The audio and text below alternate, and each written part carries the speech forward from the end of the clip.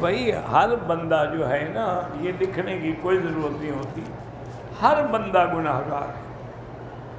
حضور پاک نے فرمایا ہے کلنا خطاؤن، ہم سب گناہ گار ہیں، لیکن خیر الخطائین التوابون، سب سے اچھے گناہ گار وہ ہوتے ہیں جو توبہ کر لیتے ہیں۔ تو آپ سچے دل سے توبہ کر لیں، بات ختم ہوگی، پھر بار بار لکھنے کی کیا ضرورت ہے؟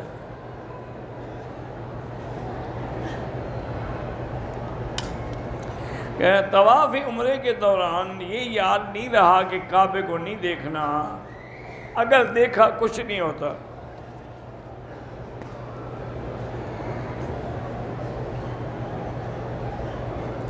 میری شادی کو 20 سال ہو گئے، اولاد نہیں ہے، پہلے تو دونوں میاں بیوی میڈیکل چیک اپ کریں، اس کے بعد اللہ سے وہ دعا مانگیں جو قرآن میں ہے، رب لا تذرنی فردا وانت خیر الوارثین۔ اور جس بچے یا بچی کو حافظہ کمزور ہو تو وہ اللہ کے نام ہے یا قوی یا متین، وہ پڑھ کے ہر نماز کے بعد دعا کیا کریں۔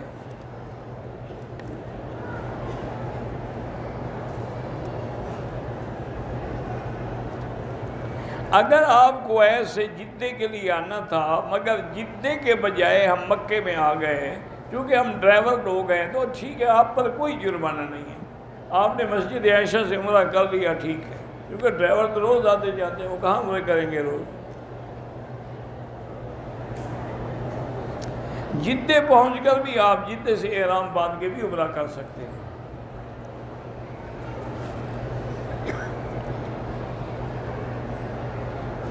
میں نے احرام کی حالت میں اپنا لائف بوائے صابن سے ہاتھ دھو لیے، کوئی بات نہیں، اس میں خوشبو تھوڑی ہوتی ہے، اس میں تو بدبو ہوتی ہے۔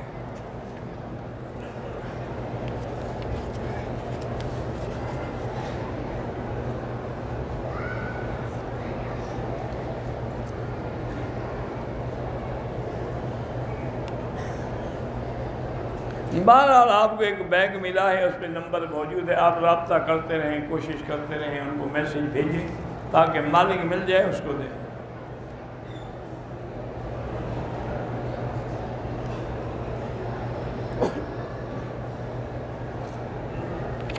آپ نے جو رقم پراپرٹی خریدی ہے بیچنے کے لیے، اس کی زکوٰۃ دینی ہوتی ہے، چاہے اس میں آپ کو گھاٹا ہو یا نفع ہو۔ مسجد قباء میں آج بھی قیامت تک جو آدمی جائے گا مسجد نبوی سے، مدینہ پاک سے، وہاں جا کے 2 رکعت نماز پڑھے گا تو اس کو عمرے کا ثواب ملے گا۔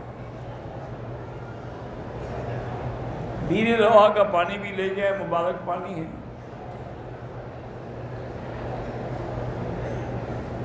مجھے دم میں 2 بکرے دینے ہیں، یہ ہمارے جو ساتھی بیٹھے ہیں درس کے بعد ان سے رابطہ کر لیں، یہ آپ کے لیے انتظام کرا دیں گے۔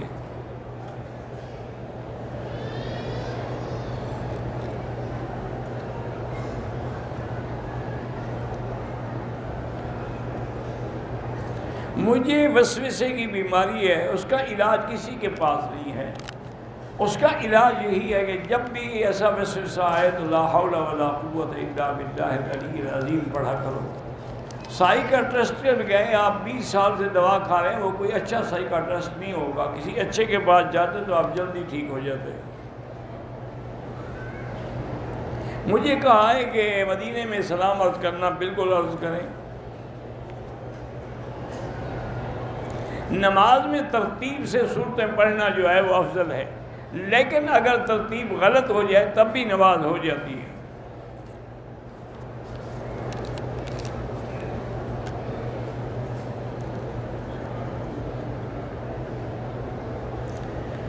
میری والدہ نے کوئٹے سے احرام باندھا، جہاز میں سیٹ کے ساتھ کسی نے ان کا ہاتھ دبایا تو چوڑی جو تھی ٹوٹنے سے ہاتھ زخمی ہو گیا، تو اس سے خون نکلا، کوئی بات نہیں، کوئی جتنا خون نکلے اس سے کیا فرق پڑتا ہے۔ میرے دل میں شیطان وسوسے ڈالتا ہے، بس لا حول پڑھا کریں۔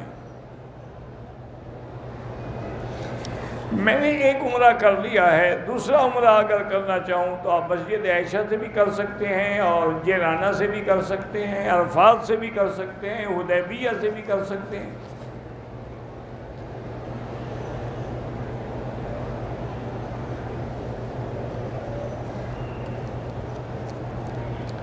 میں پتہ نہیں کہتا ہے جی ابو کا اور ہمارا جھگڑا رہتا تھا، ابو نے دوسری شادی کی ہے، ہم 6 بچے جوان ہیں، ہم امی کی طرف داری کریں یا ابو کی، دونوں کی کریں؟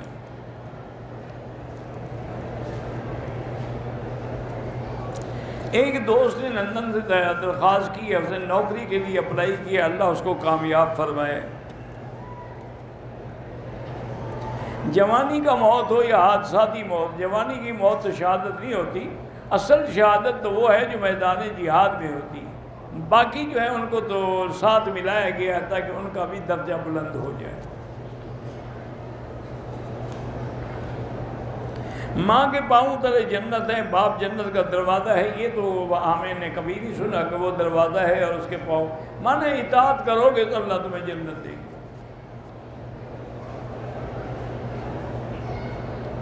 لوح محفوظ میں ہر چیز لکھی ہوئی ہے، وہی تمہارا نصیب ہے۔ لوح محفوظ میں لکھا ہوا کوئی نہیں بدل سکتا، اللہ کا جو فیصلہ ہے، لا تبدیل لکلمات اللہ، اللہ کا حکم کبھی تبدیل نہیں ہوتا۔ ما یبدل القول لدی، اسی لیے جب میرے آقا کو 50 نمازیں ملی تو پھر آپ کی درخواست پر 5 کم ہوتی گئیں، آخر میں 5 رہ گئیں، پھر بھی اللہ نے فرمایا کہ میرے مدنی میرا حکم کبھی نہیں بدلتا، آپ کی امت تو 5 بڑھے گی لیکن ہم 50 ہی لکھیں گے۔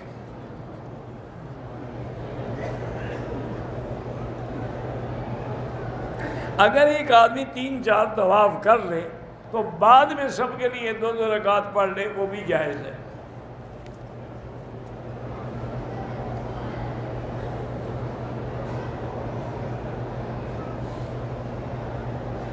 بہرحال موت کا وقت اور موت کا یقینی ہونا جو ہے یہ تو نص قطعی ہے کہ ہر بندے نے موت آنی ہے، انک میت و انہم میتون، اور کل نفس ذائقۃ الموت، وہ تبدیل نہیں ہو سکتا ہے۔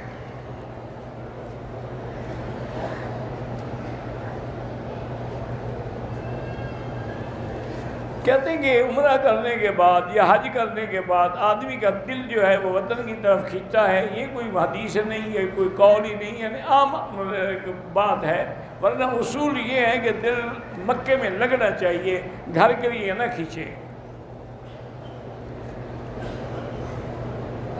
غلام مصطفیٰ اور غلام قادر نام رکھیں، ہمارے ملک میں چونکہ غلام کہتے ہیں نوکر کو، لیکن عربی میں غلام کہتے ہیں لڑکے کو، اس لیے بہتر یہ ہے کہ آپ عبد القادر اور یا صرف مصطفیٰ رکھیں نام۔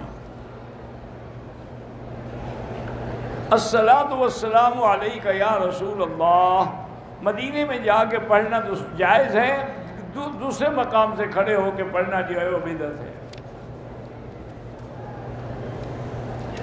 بدعت یہ ہوتا ہے کہ دین میں کوئی نئی بات نکالی جائے، اور شرک یہ ہوتا ہے کہ اللہ کی توحید کے خلاف غیر اللہ کو پکارا جائے اور غیر اللہ سے مدد مانگی جائے اور غیر اللہ کے نام پہ ذبح کیا جائے۔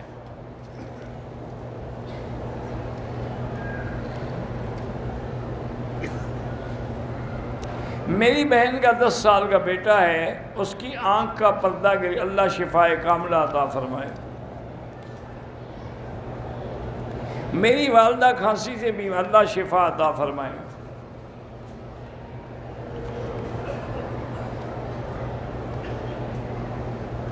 بہرحال آپ جو بھی خواب دیکھتے ہیں، اگر آپ کو خواب برا لگے تو کسی کو بتایا ہی نہ کریں۔ حضور پاک نے ہمیں درود وہی سکھایا ہے جو نماز میں ہے، اور سلام بھی وہی سکھایا ہے، السلام علیکم ایھا النبی ورحمۃ اللہ وبرکاتہ۔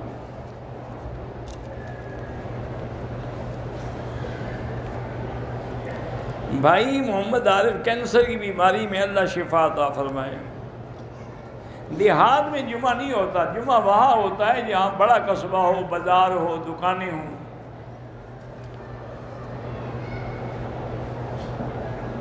عورتوں کو ہاتھ سینے پہ باندھنا چاہیے نماز میں، مردوں کو ناف کے نیچے۔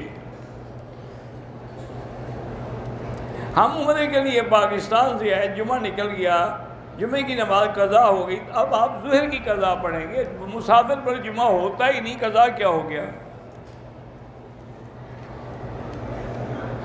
نفلی طواف میں آپ خوشبو لگا سکتے ہیں، عمرے میں نہیں لگا سکتے۔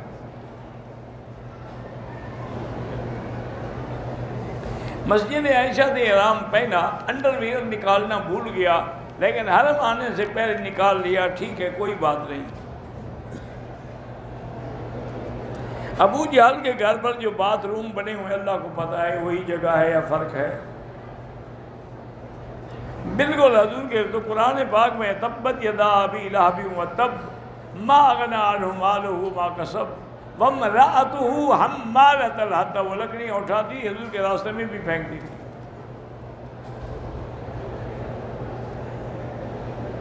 اگر صدقے کا بکرا ہے تو خود کھا سکتا ہے، دم کا بکرا نہیں کھا سکتا۔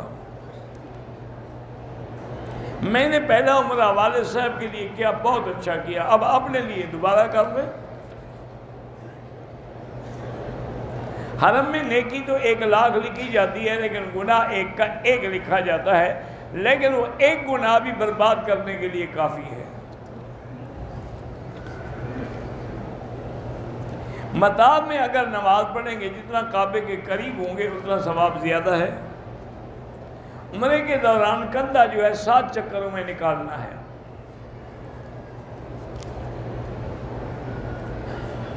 جسم میں درد ہوتے ہیں، اللہ پاک آپ کو شفا دے، تو علماء نے یہی لکھا ہے کہ جو آیت مبارک ہے ہم ابرموا امرا فإنا مبرمون، یہ 21 دفعہ پڑھ کے تیل پہ دم کریں اور اسی سے مالش کریں۔ تہجد کی نماز کی جماعت جو ہے وہ حنفی مسلک میں نہیں ہے، باقی ائمہ کے نزدیک جائز ہے۔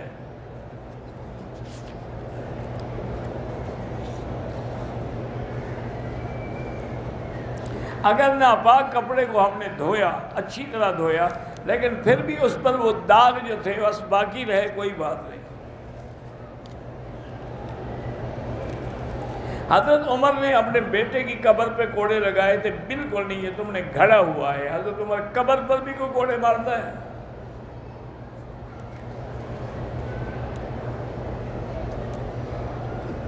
مسافر لوگ اگر سفر میں مجبوری ہو تو ظہر اور عصر اور مغرب اور عشاء اکٹھی کر کے پڑھ سکتے ہیں، لیکن سواری اپنی ہو تو بہتر یہ ہوتا ہے کہ آپ مغرب کو لیٹ کر کے پڑھیں اور اس کے بعد پھر عشاء پڑھ لیں۔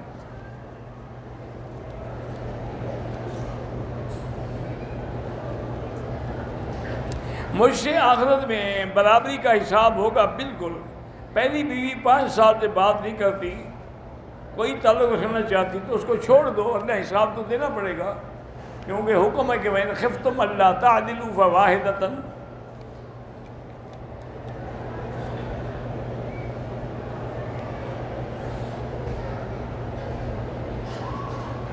ایک عورت ہوٹل میں عمرے کے ارادے سے پہنچی، ماہواری آ گئی، انتظار کیا، جب پاک ہو گئی تو اپنے گروپ کے عائشہ مسجد سے عمرہ کر لیا، ٹھیک ہے، اگر واقعی پاک ہونے کے بعد کیا ہے تو۔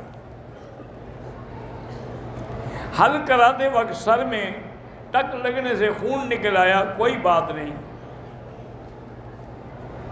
سائی کرتے وقت آخری چکر میں وضو ٹوٹ گیا، لیکن میں نے چکر پورا کر لیا، ٹھیک ہے، صفا مروہ بغیر وضو کے بھی جائز ہے۔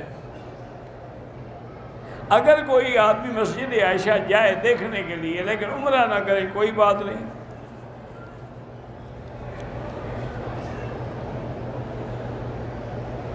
آپ میرے لیے دعا کرتے ہیں، آپ کی بڑی مہربانی۔ احرام کے دوران بھی حجر اسود کا بوسہ لینا جائز ہے، وہ تو اس لیے علماء منع کرتے ہیں بھی تازہ عطر لگا ہو تو تمہیں عطر نہ لگ جائے۔ عمرے کے بعد حل کرانا ضروری ہے۔ اگر صبح کی نماز کھڑی ہو گئی اور ہم آئے تو نماز میں مل جائیں، سنتیں بعد میں پڑھیں۔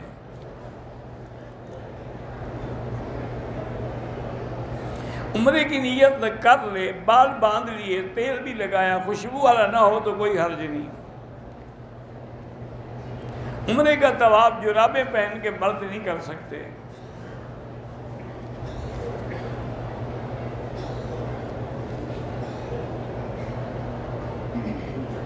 مسجد میں جھگڑا ہوا، اللہ جھگڑے رفع کرے۔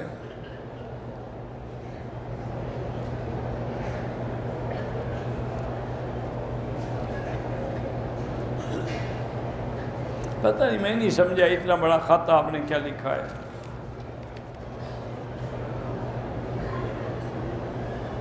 ہمارے قریبی رشتہ دار ہیں، ان کو فالج ہو گیا، اللہ شفا عطا فرمائے۔ عمرے کے دوران صفا مروہ میں بھی آپ موزہ نہیں پہن سکتے۔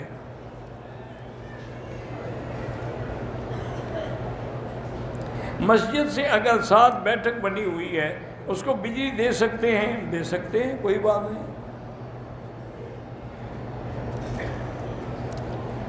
عمرے کے طواف سے پہلے 2 رکعت سنت پڑھنا افضل ہے، نہ پڑھو تب بھی نیت ہو سکتی ہے۔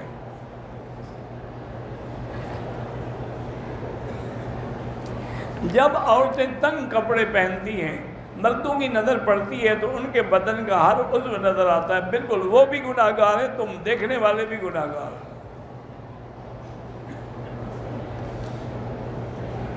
میری بیوی روٹ کے میکے میں بیٹھی ہوئی ہے اور وہ سلو کرنے کے لیے تیار نہیں، تو آپ دوسری شادی کر لیں، خود بخود سلو ہو جائے گی۔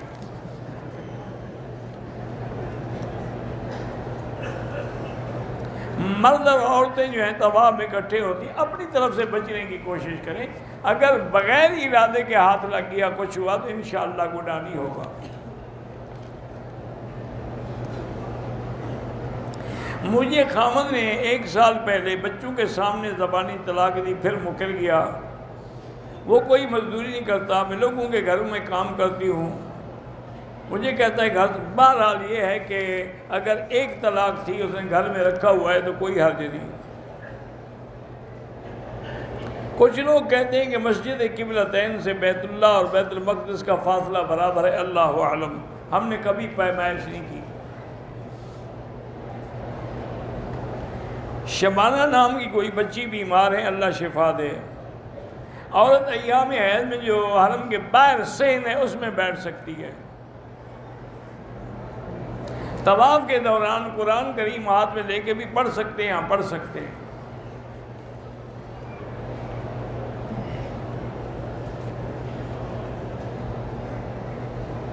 صفا مروہ کے درمیان وضو ٹوٹ گیا، میں نے صفا مروہ مکمل کر دی، کوئی بات نہیں۔ جدے سے آ کر مسجد عائشہ سے احرام باندھا، وہ بھی جائز ہے۔ احرام کی حالت میں سینے سے ایک بال اکھڑ گیا تو اس سے کوئی حرج نہیں، کچھ نہیں ہوتا۔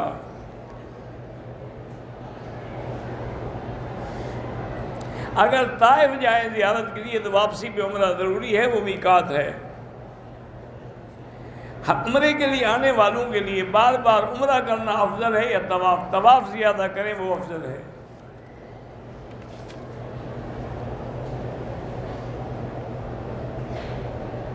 اگر بیوہ عورت ہے تو ماں باپ کی اجازت کے بغیر نکاح کر سکتے ہیں، کر سکتی ہے۔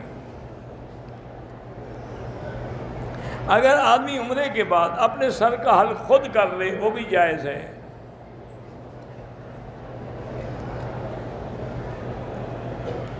پتہ نہیں یہ کیا لکھا، پڑھا نہیں جاتا مجھ سے تو بھائی۔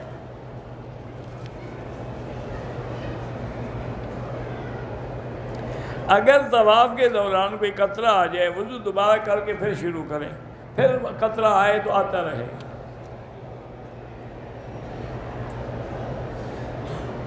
میں نے کسی سے بیٹی لی ہے، اس کو پالا ہے، 2 سال کی ہے، لیکن بڑی ہو کر اس سے آپ کو بھی پردہ کرنا ہوگا، وہ آپ کی حقیقی بیٹی نہیں ہے۔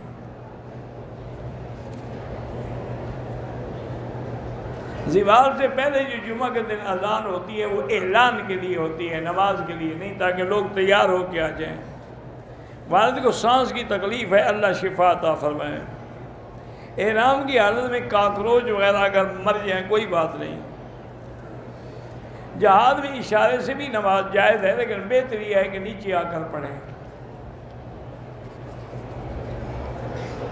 ایک آدمی نے قسم کھائی کہ باپ کے گھر گیا تو بیوی تم باپ کے گھر وہ جائے قسم کا کفارہ دے دے۔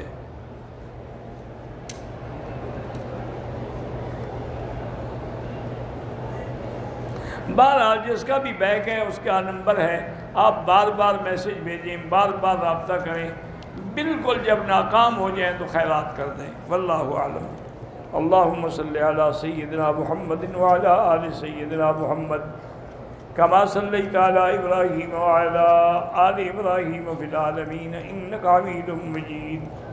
لا إله إلا الله العظيم الحليم. لا إله إلا الله رب العرش العظيم. لا إله إلا الله رب السماوات رب الأرض رب العرش الكريم. لا إله إلا أنت سبحانك إنا كنا من الظالمين. لا إله إلا أنت سبحانك إنا كنا من الظالمين. اللهم إنا نسألك بأسمائك الحسنى وصفاتك العلى. اللهم فرج هم المهمومين، نفس كرب المكروبين، واقض الدين عن المدينين، واشفنا واشف مرضانا ومرضى المسلمين.